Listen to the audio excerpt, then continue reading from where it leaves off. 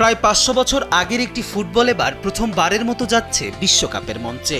আগামী ২৪শে জুন মার্কিন যুক্তরাষ্ট্রে ব্রাজিল ও স্কটল্যান্ডের মধ্যকার ম্যাচে থাকবে পৃথিবীর সবচেয়ে প্রাচীন এই ফুটবলটি। এসএটিভি নিউজের এক প্রতিবেদনে এই তথ্য নিশ্চিত করা হয়েছে। ১৯৭০ সালের দিকে স্কটল্যান্ডের একটি রাজকীয় দুর্গের ছাদ মেরামত করতে গিয়ে ধুলোবালির মধ্যে খুঁজে পাওয়া যায় এই বলটি। বিজ্ঞানীরা পরীক্ষা করে দেখেন এটি ১৫৪০ থেকে ১৫৭০ সালের মধ্যবর্তী সময়ের। গিনেস ওয়ার্ল্ড রেকর্ডস একে পৃথিবীর সবচেয়ে পুরনো ফুটবলের স্বীকৃতি দিয়েছে। একটি ছোট্ট তরমুজের আকারের এই বলটি তৈরি হয়েছে মোটা চামড়া আর ভেতরের দিকে শূকরের মূত্রথলি দিয়ে।